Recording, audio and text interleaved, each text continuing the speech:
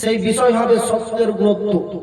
তো বক্তব্যের শুরুতে আমার একটি যে কথাটি না বলে পারছি, এখন রাত প্রায় 7টা অতিক্রম করেছে, কিন্তু আপনারা হাসপুকুর গ্রাম হচ্ছে আপনাদের হাসপুকুর, সবাই নির্বাচিত করে নাম দিয়েছে। নাম দিয়েছেন কি? এটি বিরাট ধর্মীয় সভা। সরব হয়নি আপনাদের গোটা গ্রামবাসী? আপনাদের বিবেকই নাই, ইতস্ত বোধই নাই, এখানে দিতে পারতেন।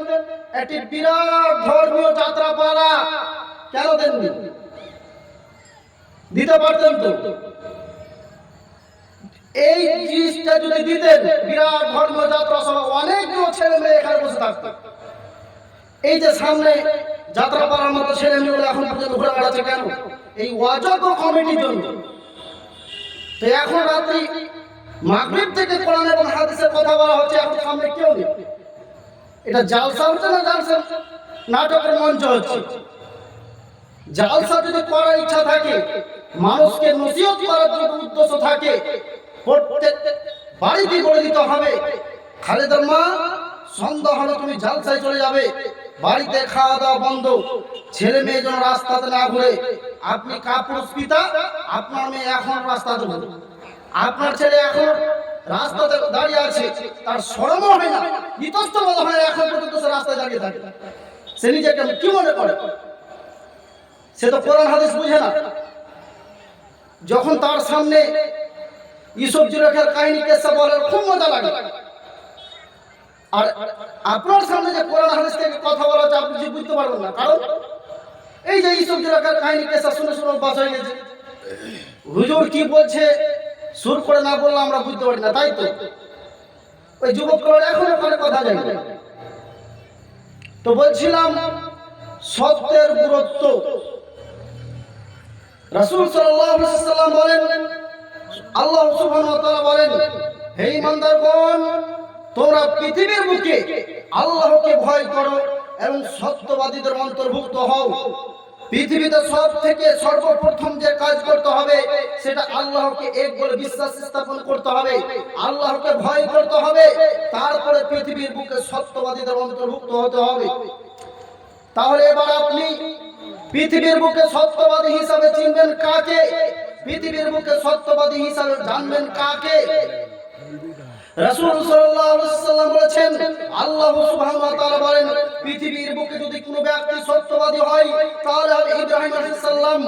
নচিত আল্লাহ সুবহানাহু ওয়া তাআলা বলেন, মুহাম্মদ সাল্লাল্লাহু আলাইহি ওয়াসাল্লাম, সাহাবাগণ, তাবেঈন, তাবেঈনগণ, এরাই হবে সত্যবাদী, এরাই হবে সত্যবাদী।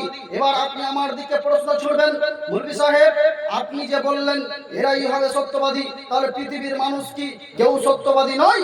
এই কথা বলছি না। পৃথিবীর বুকে অনেক সত্যবাদী মানুষ রয়েছে যারা নিজের জীবন দিয়ে দিয়েছে, নিজের জীবন দিয়ে দিয়েছে, রক্ত দিয়েছে, দেশের জন্য জিহাদ করেছে, তবুও তারা মিথ্যা কথা বের করেনি, তারা যাদের সামনে কোনোদিন মিথ্যা কথা বলেনি, তারাই হচ্ছে প্রকৃত সত্যবাদী। তবে আপনি সত্যবাদী হিসাবে চিনবেন কাকে? ওই সমস্ত হুজুরকে, যে সমস্ত হুজুরকে দিয়ে সিনেমা উৎপাদন করা হয়, যে সমস্ত হুজুরকে দিয়ে হ্যাপি বার্থডে কেক কাটা হয়, ওই সমস্ত হুজুর কি সত্যবাদী হতে পারে? ওই সমস্ত হুজুর কখনো সত্যবাদী হতে পারে না। সত্যবাদী যদি হয় তাহলে মুহাম্মদ সাল্লাল্লাহু আলাইহি ওয়াসাল্লাম হবেন, তাবেঈন হবে, তাবেঈন হবেন, এরাই হবে সত্যবাদী। নচিত ওই সমস্ত হুজুর কখনো সত্যবাদী হতে পারে না। যে সমস্ত হুজুরকে দিয়ে সিনেমা উৎপাদন করা হয়, যে সমস্ত হুজুরকে দিয়ে বিদআতকে সৃষ্টি করা হয়, এই সমস্ত হুজুর কখনো সত্যবাদী হতে পারে না। হুজুরকে দিয়ে এখন পর্যন্ত কবর জিয়ারত করা হচ্ছে, গোটা গ্রামকে সম্মিলিত করে, গোটা গ্রামকে সম্মিলিত করে একসাথে হুজুর দিয়ে কবর জিয়ারত করছে। হুজুর যে বলছে না কেন যে বিদআত, হুজুর যদি এই কথা বলে দেয় তোমরা এই ভাবে তোমরা কবর জিয়ারত করো না সম্মিলিত ভাবে, তাহলে হুজুরের যে পকেটে পয়সা ঢুকে বন্ধ হয়ে যাবে। হুজুর সেজন্য বলেন। তাহলে এই হুজুর কখনো সত্যবাদী হতে পারে না। হুজুর একবারও বলল না জাতির সামনে জোরালো কণ্ঠে, হুজুর একবার বলল না জাতির সামনে জোরালো কণ্ঠে, তোমরা যখন নতুন দোকান তৈরি করো, এই দোকানের মধ্যে মাদ্রাসার ছাত্রদেরকে নিয়ে সেখানে কোরআন তেলাওয়াত করিও না। হুজুর একবার জাতির সামনে বলল না, কারণ এটা যে বিদআত। এই হুজুর যদি বলে দেয় সত্য কথা, হুজুরের পকেটে আর পয়সা ঢুকবে। তাহলে এই সমস্ত হুজুর কখনোই সত্যবাদী হতে পারে না। কারণ রাসূল সাল্লাল্লাহু আলাইহি ওয়াসাল্লাম বলেন, মান আমিলা আমালান লাইসা মিনহু ফাহুয়া রাদ্দুন, যে ব্যক্তি এমন আমল করলো যাতে আমার কোনো নিদর্শন নাই, তার সমস্ত আমলই বাতিল, তার সমস্ত আমলই বাতিল, তার সমস্ত আমলই বাতিল। এবার বলুন ওই হুজুর কেমন করে টিকবে? ওই হুজুর জানলো তিন শ্রেণীর মানুষের চক্ষু কখনো জাহান্নাম স্পর্শ করে না। এবার আমার দিকে দেখেন দর্শক মণ্ডলী, আমার যে দৃষ্টি দুইটি রয়েছে, এই চোখ দুটি যদি আমার জাহান্নামে না যায়, আমার পুরো বডি কি জাহান্নামে যাবে? বলুন, যাবে না। তো তার মধ্যে এক শ্রেণীর মানুষ হচ্ছে যে ব্যক্তি আল্লাহর ইবাদতে রাত্রে জাগরণ করল, লাইলাতুল কদর রাত্রে ইবাদত করলো। ওই হুজুর জানলো এটা কি করতে হবে, সারা রাত কান্নাকাটি করে রাতকে কাটাতে হবে, কিন্তু হুজুর গোটা গ্রামকে নিয়ে পিকনিক মানালো, গোটা গ্রামকে নিয়ে পিকনিক বানালো। কি ওই হুজুর কি সত্যবাদী হতে পারে? কখনো নাই। এই সমস্ত হুজুর, এই সমস্ত বানাওয়াট হুজুরকে জুতা পিটা করতে হবে, কারণ তারা জাতির সামনে হক কথা তুলে ধরে না, জাতির সামনে হক কথা বললো না। এই সমস্ত হুজুর এখনো বললো না তোমরা টাকা দিয়ে ফেতরা দিও না, তোমরা টাকা দিয়ে ফেতরা দিও না, কারণ টাকা দিয়ে যদি কোনো ব্যক্তি ফেতরা দেয় তাহলে সে গুনাহগার, কারণ টাকা দিয়ে যদি কোনো ব্যক্তি ফেতরা দেয় তাহলে সে গুনাহগার। হুজুর একবারে জোরালো কণ্ঠে বললো না। হুজুর যদি আজ কি বলে, হুজুরের বলছে আমার যে ব্যবসা থাকবে না, হুজুর একবার বললো না কেন জাতির সামনে? রাসূল সাল্লাল্লাহু আলাইহি ওয়াসাল্লাম বলেছেন, আও শাআন মিন তামরিন আও শাআন শাইরিন, 100 পরিমাণ জও, 100 পরিমাণ খেজুর, এতটাই দিতে হবে। হুজুর জোরালো কণ্ঠে বললো না, হুজুর এমন করে বললো যাতে কিছু বুঝতেই পারলো না। সর্বপ্রথম এই হুজুরকে বাধা হবে কিয়ামতের মাঠে, যে তুমি মানুষের সামনে, জাতির সামনে হক কথা বলনি কেন? আজ যে হুজুর ভয় করছে, কিন্তু আল্লাহ সুবহানাহু ওয়া তাআলা বলেন, যখন কোন মানুষ মায়ের পেটে 440 যখন থাকে তখন তার ভাগ্য নির্ধারণ করা হয়। কখন বলুন তো? আপনি যখন মায়ের গর্ভে ছিলেন, যখন আপনি 440 দিনের যখন ছিলেন, তখন ভাগ্য নির্ধারণ করা হয়েছিল আব্দুল্লাহ পৃথিবীতে যাবে, সে কি উপার্জন করবে, সে কি খাবে, সে কোন আমল করবে, কোথায় অবস্থান করবে, তার রিজিক কোথায় আছে, সে কখন মৃত্যুবরণ করবে, সব কিছু নির্ধারণ করা হয়। যখন কোনো মানুষ তার মায়ের পেটে 440 দিন থাকে তখন নির্ধারণ করা হয়। কিন্তু হুজুর কেন জাতির সামনে সত্য কথা বলল না? তখন একবার মানুষের ভাগ্য নির্ধারণ করা হয় মিন কুল্লি আমরিন, তারপরে দ্বিতীয় জায়গায় মানুষের ভাগ্য নির্ধারণ করা হয়। সেই জায়গাটি হচ্ছে, সেই রাতটি হচ্ছে লাইলাতুল কদরের রাত। সেই লাইলাতুল কদরের রাতে মানুষের ভাগ্য নির্ধারণ করা হয়, অর্থাৎ পৃথিবীর বুকে প্রত্যেক মানুষের প্রতি বছরই ভাগ্য নির্ধারণ করা হয়। সেই রাতটি হচ্ছে লাইলাতুল কদরের রাত। কিন্তু এখনো বহু জায়গাতে সেখানে পিকনিক দিয়ে রাত কাটানো হয়, সেখানে পিকনিক দিয়ে রাত কাটা হয়, মুরগা দিয়ে রাত কাটানো হয়। হুজুর বলল না জাতির সামনে, এই রাত গুনাহ কাটা মাফ করার মাস, এই মাসে তোমরা গুনাহকে মোচন করে নাও। এই কথা হুজুর বলল না কেন? হুজুর বলল না কেন? হুজুর যদি জাতিকে বলে দেয় আজকে সত্য কথা, তাহলে হুজুর বলছে যে আমি যে কাল থেকে মসজিদে থাকতে পাবো না, কাল থেকে আমি আর মসজিদে থাকতে পাবো না। কিন্তু রাসূল সাল্লাল্লাহু আলাইহি ওয়াসাল্লাম বলেন, যখন কোনো মানুষ তার মায়ের পেটে 440 দিন থাকে তখনই তার ভাগ্য নির্ধারণ করা হয়েছে। অর্থাৎ পৃথিবীর বুকে যতদিন বেঁচে থাকবো, আল্লাহর কসম করে বলে যাচ্ছি, এই কোন মানুষকে দেখে ভয় করবো না। জাতির সামনে যতদিন কথা বলবো, জোরালে কণ্ঠে হক কথা বলে যাবো, থাকলেও কি আর না থাকলেও কি, ডাকলেও কি আর না ডাকলেও কি, কোনো যায় আসে না। কারণ কপাল ভাগ্য নির্ধারণ করা হয়েছে। যখন আমি মায়ের পেটে 440 দিন ছিলাম তখনই ভাগ্য নির্ধারণ করা হয়েছে। অতএব পৃথিবীর মানুষ কি ভাবছে, কে কি বলছে, তার কোনো আমার যায় আসে না। রাসূল সাল্লাল্লাহু আলাইহি ওয়াসাল্লাম বলেন, ইয়াতানাজ্জালু রাব্বুনা তাবারাকা ওয়া তাআলা হিনা ইয়াবকা সুলুসুল লাইলিল আখির। আবু হুরায়রা রাদিয়াল্লাহু আনহু তিনি বলেন, নবী করিম সাল্লাল্লাহু আলাইহি ওয়াসাল্লাম বলেছেন, আমাদের প্রতিপালক তাবারাকা ওয়া তাআলা প্রত্যেক রাতের শেষ ভাগের 1/3 যখন বাকি থাকে, কুল্লু লাইলাতিন, প্রত্যেক রাতে পৃথিবীর বুকে অবতরণ করে থাকেন। তখন তিনি বলেন, মাইয়াদুনি, কে আমাকে ডাকে, ফাসআলাহু ফাউতিয়া লাহু, কে আমার কাছে চাই আমি তাকে দিয়ে দেব, ওমাইয়াগফিরুনি ফাগফির লাহুম, কে আমার কাছে চাই, কে আমার কাছে ক্ষমা চাই আমি তাকে ক্ষমা করে দেব। এবার দেখেন ক্ষমা চার সময় কোনটা বললাম, রাতকে 3 ভাগে বিভক্ত করা হয়েছে। 2 ভাগ যখন শেষ হয়ে যাবে ও রাত্রি যখন 3টা বেজে যাবে, 2 রাকাত নফল সালাত আদায় করার পরে তখন আমাদের প্রতিপালক তাবারাক ওয়া তাআলা আসমানে আমাদের শেষ আসমানে অবতরণ করে থাকেন। তখন তিনি বলতে থাকেন, আমার গুনাহগার বান্দা রয়েছে যে আমাকে ডাকে, আমার কাছে রুজি চাই, আমার কাছে ক্ষমা চাই, কে আমার কাছে তার জুতার ফিতা ছিঁড়ে গেছে, কে আমার কাছে চাই। এই কথা বলে আল্লাহ সুবহানাহু ওয়া তাআলা প্রত্যেক রাতে তিনি অবতরণ করে থাকেন যে আমার গুনাহগার বান্দা আছে, কে আমার কাছে চাই। প্রত্যেক রাতে আল্লাহ সুবহানাহু ওয়া তাআলা আসেন এবং বলতে থাকেন, কে আমার বান্দা রয়েছে, কে আমার বান্দা রয়েছে, কে আমার কাছে চাই, আমি তাকে তা দিই। কিন্তু হতভাগা মুসলমান, আজ পৃথিবীর বুকে আমরা কেউ চাই না, কারণ আমাদের আজ ঈমান নেই, আজ আমাদের ঈমান নেই। আর আপনি চায়ের দোকানে বসে বলছেন, আপনি আজকে চায়ের দোকানে বলছেন যে আজ মুসলমানদের মসজিদকে চূর্ণ বিচূর্ণ করে দেওয়া হলো, আজ পাকিস্তানের উপরে হামলা করা হচ্ছে, আজ মুসলমানদের মসজিদকে চুরমাচার করা হচ্ছে, বিভিন্ন জায়গায় মসজিদের উপরে হামলা করা হচ্ছে। এই কথা আপনি বললেন, এই কথা আপনি নিজেকে মুসলমান বলে দাবি করলেন, এই কথা আপনি বললেন। কিন্তু আল্লাহর কসম, বুকে হাত দিয়ে বলুন তো, কোন দিন ফজরের সালাতের পূর্বে আল্লাহ সুবহানাহু ওয়া তাআলার কাছে 2 হাত তুলে আল্লাহকে বলেছেন, হে আল্লাহ, আমরা তো পাপী দাবি বান্দা, আল্লাহ আপনার মসজিদকে আমরা রক্ষা করতে পারলাম না, আল্লাহ হে আল্লাহ, আপনি আপনার ঘরকে আপনি দেখলেন, আপনি আপনার ঘরকে নির্বাচন করেন, আপনি আপনার ঘরকে রক্ষা করুন। এই কথা বলুন, বুকে হাত দিয়ে বলুন, কখন বলেছেন আল্লাহ সুবহানাহু ওয়া তাআলা? একদিনও তো বললেন না আল্লাহ সুবহানাহু ওয়া তাআলাকে, হে আল্লাহ আমার ছেলে আজ ফ্রি ফায়ারের মধ্যে ব্যস্ত রয়েছে, মাগিবাজিতে আড্ডা রয়েছে, বিভিন্ন অন্যায় কাজের সাথে জড়িত রয়েছে, আল্লাহ সে অন্যায় কাজের সাথে জড়িত রয়েছে, আল্লাহ হে আল্লাহ, আপনি আমার ছেলেকে হেদায়েত প্রাপ্ত করো, আল্লাহ। এই কথা তো আপনি বললেন না, কেন বললেন না? আল্লাহ সুবহানাহু ওয়া তাআলা বলেন, তোমরা এই টাইমের মধ্যে চাও, তোমরা যদি চাও তাহলে আমি তোমাদেরকে তা দিয়ে দেব। কিন্তু হতভাগা মুসলমান, আজ আমরা পৃথিবীর বুকে হতভাগা মুসলমান, আমরা কেউ চাইলাম না। কিন্তু আজকে আপনাকে চাওয়ার পদ্ধতি শিখিয়ে দেব যে কোনভাবে আল্লাহ সুবহানাহু ওয়া তাআলার কাছে আপনি চাইবেন।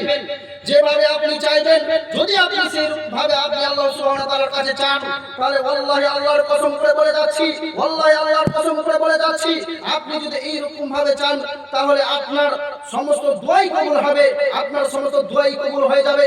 দেখেন আল্লাহ সুবহানাহু ওয়া তাআলার কাছে কেমন করে চাইবেন। আমার দিকে দেখেন, সর্বপ্রথম সালাতে যখন যাবেন, দোয়া কবুল হওয়ার শর্ত হচ্ছে 3টা। দোয়া কবুল হওয়ার শর্ত হচ্ছে 3টা। 1 নম্বর হচ্ছে মুসাফির হালাতে, 2 নম্বর হচ্ছে ফরজ সালাতের পূর্বে, অর্থাৎ রাতকে 3 ভাগের 1/3 যখন বাকি থাকবে, তখন যখন কোনো ব্যক্তি মুসিবতে পড়ে, তখন এই 3 ওয়াক্তে 3 শ্রেণীর মানুষের দোয়া কবুল করা হয়। কিন্তু আল্লাহর নবীর কাছে একজন সাহাবী এসে বলছেন যে সে ব্যক্তি দূর দূরান্ত থেকে সফর করেছিল, তার হাতে গায়ে ধুলোবালি, এমতো অবস্থায় সে আসমানের দিকে কাতর সুরে তাকিয়ে বলছে, ইয়া রব্বি, এ বলে আল্লাহ সুবহানাহু ওয়া তাআলার কাছে ক্ষমা চাচ্ছে। কিন্তু মাতামু হারামুন, মাসরাবু হারামুন, তার খাদ্য হারাম, তার পানি হারাম, তার লিবাস হারাম, তার জীবিকা নির্বাহ হারাম, কিভাবে তার দোয়া কবুল হবে? তাহলে যদি কোনো ব্যক্তির মধ্যে যদি তার খাদ্য হারাম হয়, তার পানি হারাম হয়, তার লেবাস হারাম হয়, তার জীবিকা যদি নির্বাহ হারাম হয়, তাহলে তার দোয়া কবুল হবে না। অতএব আমি যে আপনাকে বললাম 3 শ্রেণীর মানুষের দোয়া কবুল হবে, তাহলে এই শ্রেণীর ব্যক্তি তো মুসাফির হালাতে ছিল, কিন্তু তার দোয়া কবুল হলো না কেন? বলেন, তার দোয়া কবুল হলো না কেন? কারণ তার দোয়া কবুল হলো না কারণ একটাই, তার দোয়া কবুল হলো না তার কারণ একটাই, সে হচ্ছে হারামের সাথে সম্পৃক্ত ছিল। সে হারামের সাথে সম্পৃক্ত ছিল, সে ওসুর জীবন ঠিক মতো বার করেনি, যাকাত ঠিক মতো বার করেনি, নেশাদার দ্রব্যের সাথে সম্পৃক্ত ছিল।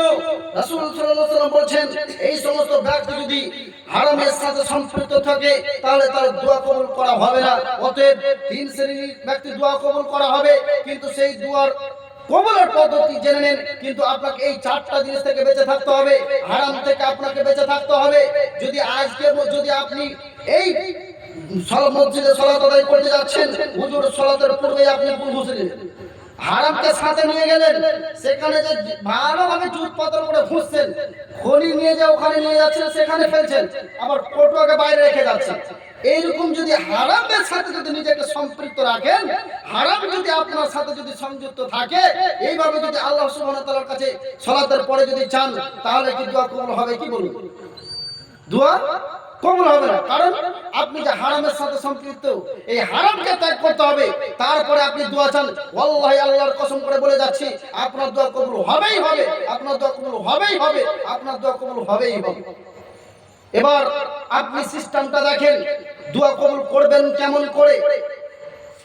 সর্বপ্রথম এইভাবে দুই হাতকে উঠাবেন মুখমণ্ডলের সামনে, সর্বপ্রথম আল্লাহ সুবহানাহু ওয়া তাআলার প্রশংসা করবেন। কারণ কোন মানুষের যদি প্রশংসা করা হয় তাহলে তার মন গলে যায়। অতএব যখন আল্লাহ সুবহানাহু ওয়া তাআলার কাছে কিছু চাইবেন, তখন আল্লাহ সুবহানাহু ওয়া তাআলার প্রশংসা করবেন। প্রশংসা কি? আলহামদুলিল্লাহি রাব্বিল আলামিন আর রহমানির রহিম।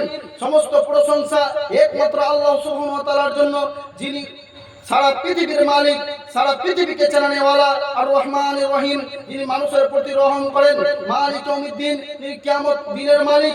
ইয়্যাকা না'বুদু ওয়া ইয়্যাকা নাস্তাইন। হে আল্লাহ, আমরা আপনার ইবাদত করি, আপনার কাছে চাই। ইয়্যাকা না'বুদু ওয়া ইয়্যাকা নাস্তাইন, ইহদিনাস সিরাতাল মুস্তাকিম। হে আল্লাহ, আপনি আমাদেরকে সহজ সরল সঠিক পথ দেখাও। হে আল্লাহ, আপনি আমাদেরকে সুপথ প্রদর্শন করো। তাদের পথ নাই যাদেরকে আপনি পথভ্রষ্ট গুমরাহ করেছেন, তাদের পথ দেখায় না। যাদেরকে আপনি সুপথ দেখাচ্ছেন, যাদেরকে আপনি আহ্বান করেছেন, যাদেরকে আপনি মঙ্গলমান করেছেন, তাদের পথ দেখান, গুমরাহের পথ নয়। অর্থ এক, এই যে সূরা ফাতিহা, এই সূরা ফাতিহা গোটাটাই হচ্ছে আল্লাহ সুবহানাহু ওয়া তাআলার প্রশংসা। যখনই আপনি আল্লাহ সুবহানাহু ওয়া তাআলার কাছে দুই হাত তুলবেন, তখনই সর্বপ্রথম সূরা ফাতিহা পড়বেন। কারণ সূরা ফাতিহা হচ্ছে গোটাটাই প্রশংসা। সূরা ফাতিহার পরে পড়বেন দুরূদ শরীফ, আল্লাহুম্মা সাল্লি আলা মুহাম্মাদ ওয়া আলা মুহাম্মাদ কামা সাল্লাইতা আলা ইব্রাহিম ওয়া আলা আলি ইব্রাহিম ইন্নাকা হামিদুম মাজিদ। আল্লাহুম্মা বারিক আলা মুহাম্মাদ ওয়া আলা আলি মুহাম্মাদ কামা বারাকতা আলা ইব্রাহিম ওয়া আলা আলি ইব্রাহিম ইন্নাকা হামিদুম মাজিদ। আমার দিকে দেখেন, প্রথমে পড়বেন সূরা ফাতিহা, তারপর দুরূদ শরীফ, তারপর আল্লাহু আনতা রাব্বি লা ইলাহা ইল্লা আনতা খালাকতানি ওয়া আনা আবদুকা ওয়া আনা আলা আহদিকা ربنا هب لنا من ازواجنا وذريتنا قرة اعين رب ارحمهما كما ربياني صغيرا ربنا آتنا في الدنيا حسنة وفي الآخرة حسنة وقنا عذاب النار। এইভাবে আল্লাহ সুবহানাহু ওয়া তাআলার কাছে দুই হাত তুলে দোয়া করবেন। পিতামাতার জন্য দোয়া করবেন, রব্বি রহমহুমা কামা রব্বিয়ানি সাগীরা। এইভাবে ছেলের জন্য দোয়া করবেন, ছেলে মেয়েদের জন্য দোয়া করবেন। আল্লাহ সুবহানাহু ওয়া তাআলা বলেন, কোন ব্যক্তি যদি এই পদ্ধতি অনুযায়ী যদি কেউ দোয়া করে, কেউ যদি আল্লাহ সুবহানাহু ওয়া তাআলার কাছে হাত তুলে দোয়া চায়, তার দোয়াকে রদ করা হয় না, তার দোয়াকে ফেরত দেওয়া হয় না, তার দোয়াকে সঙ্গে সঙ্গে কবুল করে নেওয়া হয়। কিন্তু সর্বপ্রথম সূরা ফাতিহা পড়বেন, তারপর দুরূদ শরীফ পড়বেন, তারপরে আর জানেন না বাংলায় বলবেন, যত আছে বাংলায় বলবেন। দুই চোখের অশ্রু যেন আপনার নামতে নামতে আল্লাহ মনে করবেন, আল্লাহকে আপনি দেখছেন, অতএব আল্লাহ আপনাকে দেখছে। এইভাবে আল্লাহ সুবহানাহু ওয়া তাআলার সাথে আপনি সম্পর্ক বজায় রাখতে হবে। এরপরে আপনাকে আরেকটি বিশেষ আমল বলে যায়। আবি হুরায়রা রাদিয়াল্লাহু আনহু قال قال النبي صلى الله عليه وسلم كل مئة حطت خطايا من كانت مثل جبد البحر। আবু হুরায়রা রাদিয়াল্লাহু আনহু তিনি বলেন, নবী করিম সাল্লাল্লাহু আলাইহি ওয়াসাল্লাম বলেছেন, কোন ব্যক্তি যদি দিনে 100 বার বলে সুবহানাল্লাহি ওয়া বিহামদিহি সুবহানাল্লাহিল আযীম, রাসূল সাল্লাল্লাহু আলাইহি ওয়াসাল্লাম বলেছেন, হুত্তাত খতায়া, তাহলে তার সমস্ত গুনাহকে মোচন করে দেওয়া হবে। ওয়া ইন কানাত মিসলা জাবাদিল বাহর, যদিও তার গুনাহ হয় সমুদ্রের ফেনা পরিমাণ। ওই যুবকগুলো কি কথা বুঝতে পারে না নাকি আমার? তাদেরকে কোরআন হাদিস থেকে স্পষ্ট ভাবে খোলামেলা বক্তব্য দিচ্ছি, তবুও তারা বুঝে না। কারণ এদের যে ওই হুজুর যে সুর কেসা কাহিনী কেসা যে মগজকে যে পচিয়ে দিয়েছে, সেজন্য তাদের কোরআন হাদিস বুঝবে না মাথা। কোরআন হাদিস গায়ে মনে হবে না এটা কোরআন হাদিস বলা হচ্ছে, কারণ সে তো কোরআন হাদিস বুঝে না। অতএব তাকে বক্তব্য ভালো লাগবে, যাকে কোরআন হাদিস ভালো লাগবে সে বসে থাকবে। তো বলছিলাম কি,